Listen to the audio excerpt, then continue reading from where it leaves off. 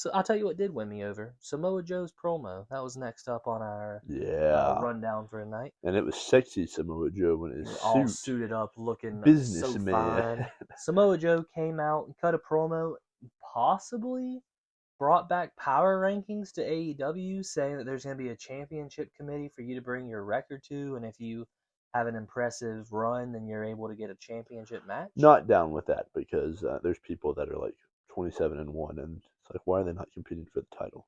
Yeah, that's the thing. Like, everyone's defending that Hook has really only lost like one match in one-on-one action. Well, if you look at Sting, Sting's undefeated. That's Sting what I was about to say. Why is Sting, and spoiler alert for later in the review, Sting's fighting the Young Bucks. But why is Sting fighting the Young Bucks in his last match? If he's undefeated, he should be the one who's able to go after any championship he wants at any time. Yeah, and back to my point about Tony Khan going after Jinder Mahal, Tony Khan decides who's winning and not. It's not like these records actually mean anything. Well, that's a good thing. I understand the value of, like, the sports-based presentation, trying to say wins and losses will matter within the confines of our stories. Well, if it's going to matter, they need to make it matter. If not, they don't need to bring it up.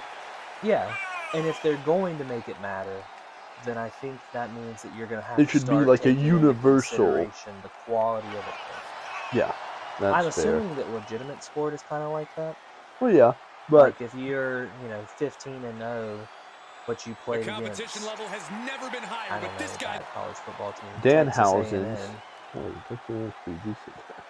Okay, so there you go, pretty decent.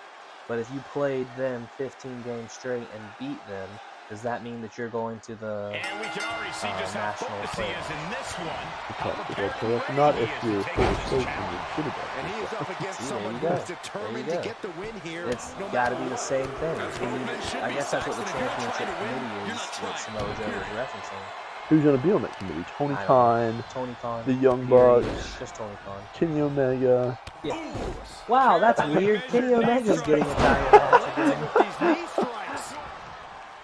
He was interrupted by Swerve. I think Swerve should be the one to beat him. He's able to beat a 2 count. But I don't think he should be that. Yeah, I don't think so either. I think there's a lot still cooking with the Adam Page stuff. But Swerve might be the most overtaken in AEW. Justifiably, this is awesome. But the way that his entrance was and Bayley's place with Rocky, that was cool. I saw on Twitter that was apparently his first time ever there, and I was kind of surprised by that. When did he come into AEW? 2022. They haven't been back? They didn't go all of 2023? They may have been back, but he just may not have been. Gotcha. Swerve actually hasn't had like that long of a push going on. Yeah, I remember it was because there was kind of some start and stop after Swerve in Our Glory, which was Keith Lee teaming up with Swerve Strickland. Yeah. And that's why it was like, oh man, they meeting brought the it back barricade up for World's End, and it didn't get to happen. Carefully measured knee drop. Some more food reviews. Swerve, Here we go. but Swerve just has not had that long of a push. I think maybe like the LA Knight, it's pretty lot. I don't think it'll be anything like that. Yeah, I think Swerve is good enough in ring to not. As long as Prince Nana is in his corner. Well, that's the thing. He's got a fun catchphrase, and he backs it up in the ring, and he has a narrative to help get the crowd alive and doing stuff. And he actually says things rather than just telling the catchphrase. No offense to LA Knight. Every offense to LA Knight if you're listening. He was interrupted by Hangman stared down both Swerve and Samoa Joe. Yeah, I thought that was weird that he came out after his match with Claudio. I also thought it was a little weird. Maybe almost a little bit overexposing him. Yeah. But he's double he is actively trying to get to Swerve Strickland. Yeah. And I think he's also trying to get to Samoa Joe. I honestly wouldn't hate a triple threat just because in a one-on-one situation between Hangman and Swerve, I don't know what you do to ramp it up from a death. I was about to say that same thing. Like, I think that feud could benefit from a triple threat, like the first that you move into it. but I don't know. It just has I know from heavy recruiter in GM mode, you can't ever play like that. So it was like, hey, now, yeah, Triple H yeah.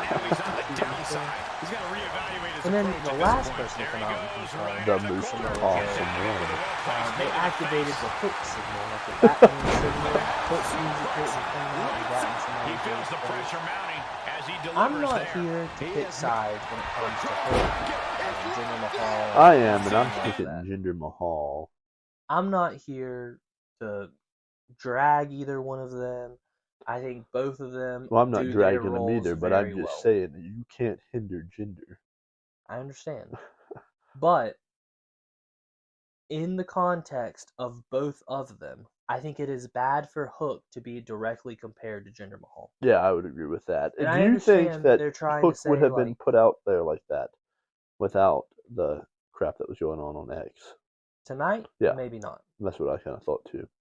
But I will say the Hook symbol, that was cool. I was not rocking with the Hook signal. I was laughing at it, and I don't think that was the reaction I was supposed to have. I think that if you go do a little quick X.com search, formerly known as Twitter, and just type in Meanwhile Hook, you'll see a very nice photograph of what I would love to be doing with Hook. I mean, he seems like a cool guy to party with, is what I'm saying, and that's I think the strip club might have been throwing up the Hook symbol to say, "We need you back here, Hook." They will be tonight at least.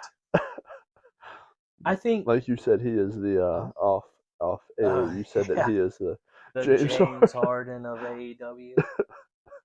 I think most likely we're gonna see all three of those men get a match with Samoa Joe. Yeah. And I think most likely they're going to go in reverse order of how they came out. So we'll see Hook and then Hangman and then Swerve. Yeah.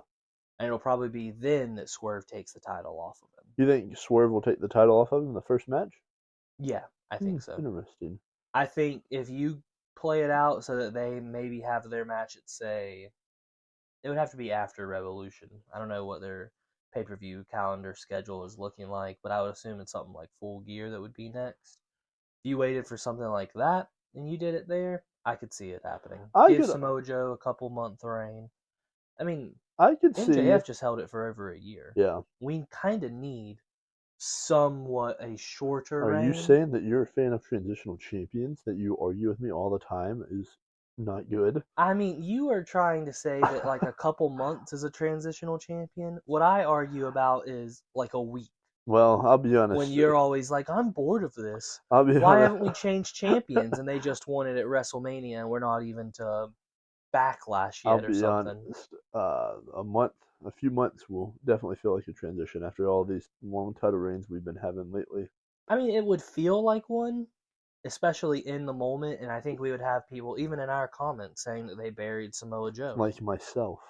But especially if he loses it to somebody not if you named have Swerve. something like 4 to 6 months with a title reign and you let them defend it on like Dynamite, Collision, and pay-per-views, you could very easily have about 15 title defenses. Yeah, that's what I kind of thought they were going to do with Seth Rollins in the World Heavyweight Championship. I did too. I thought they were going to try and keep that title active as a way to... I mean, it's definitely active. It just hasn't been switching hands. It's active, but I mean actively changing who's holding it. Yeah. As a way to try and be like, yes, you are not getting changes with Roman Reigns, and really not with Gunther either. Right. So here's this title. But then they didn't do that, and now Logan Paul's got the title, so he's not there to do it either. But that's besides the point. We're not worrying about WWE and their weird booking of long-term champions right now. But I will say what I could see, if they do have a triple threat match, I could see something where maybe Swerve pins Hangman in the triple threat match to set up like a Samoa Joe Swerve feud. I mean, that'd be kind of cool. I could see that, like, if it ever is a triple threat, Yeah. Joe doesn't get pinned for the title, Yeah. so he's not buried, but he doesn't have the title. Yeah, I could Maybe. see that. But, I mean, we don't even know if they're going to do a triple threat. Well, I just think that's probably the smartest decision. I agree. And you know what happens when you fantasy book? Makes everything else suck.